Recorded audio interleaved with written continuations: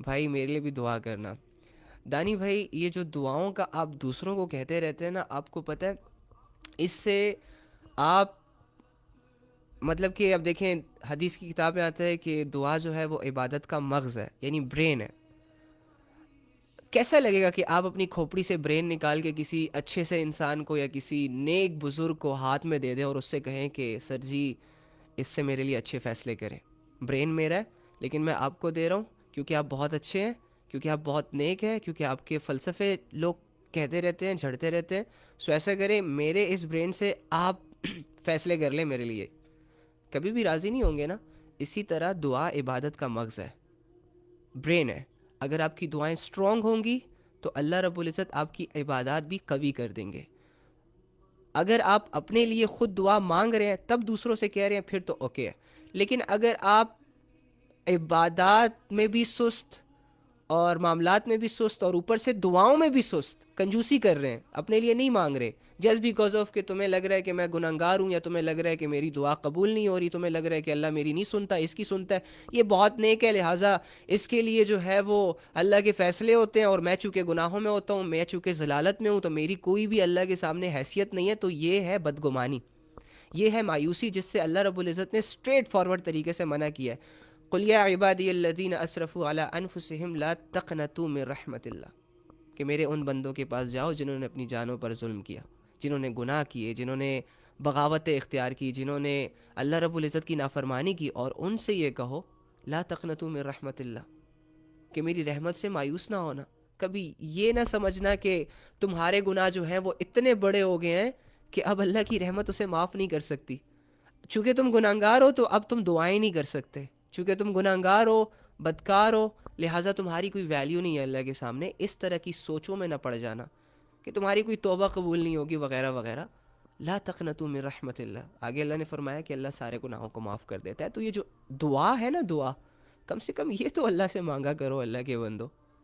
اس میں تو ٹائم نہیں لگتا، اس کے لیے تو وضو بھی ضروری نہیں ہے، اس کے لیے تو کہیں بیٹھنا بھی ضروری نہیں ہے، اس کے لیے تو کوئی سٹرگل بھی نہیں ہے. چلتے چلتے دعائیں کر سکتے ہو، دھیمی آواز میں کر سکتے ہو، دل کے ذریعے سے اللہ سے کنیکٹ ہو سکتے ہو. بہت ایزی وے میں آپ دعا کر سکتے ہو یار، نہ کیا کرو ایسا. اگر اللہ رب العزت سننے والا ہے تو اسے سناؤ نا. اللہ رب العزت نے کوئی شرط تو نہیں رکھی کہ میں صرف ولیوں کی سنوں گا، میں پیغمبروں کی سنوں گا، میں صحابہ کی سنوں گا، میں نیک لوگوں کی سنوں گا، لمبی لمبی نمازیں پڑھنے والوں کی سنوں گا، لمبے لمبے سجدے کرنے والوں کی سنوں گا. اللہ تو مشرک کی بھی سنتا ہے.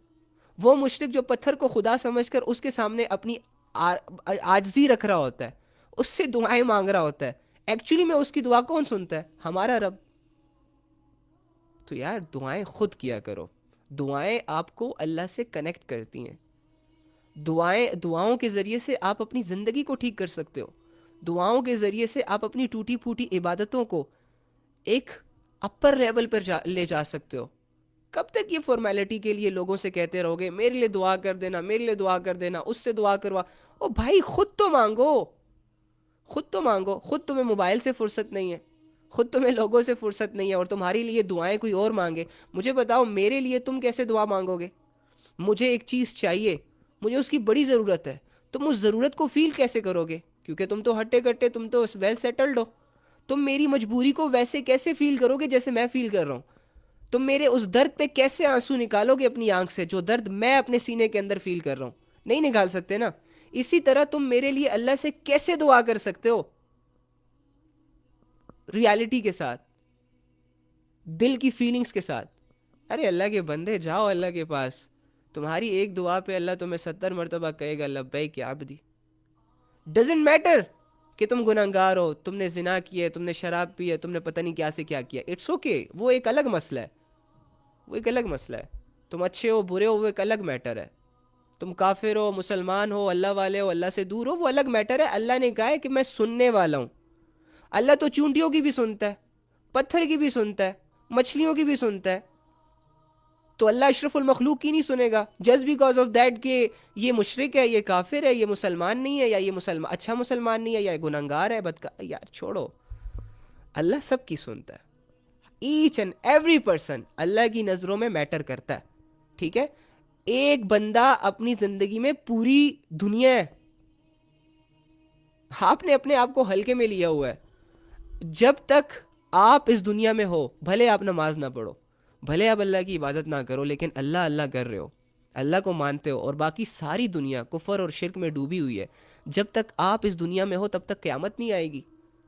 آپ کو نہیں پتا کہ اللہ رب العزت نے آپ کو کتنی ویلیو دی ہے. آپ کو نہیں پتا کہ اللہ رب العزت نے آپ کو کتنی عزت دی ہے.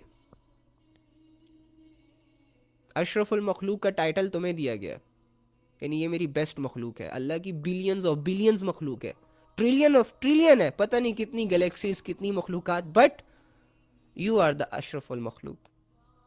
تم ہو ٹاپ پریورٹی. اللہ سے مایوس مت ہوا کرو، جس بھی سچویشن میں ہو، جیسے بھی ہو، اللہ سے دعائیں نہ چھوڑا کرو، کیونکہ یہ دعائیں تو ہوتی ہے مومن کا ہتھیار.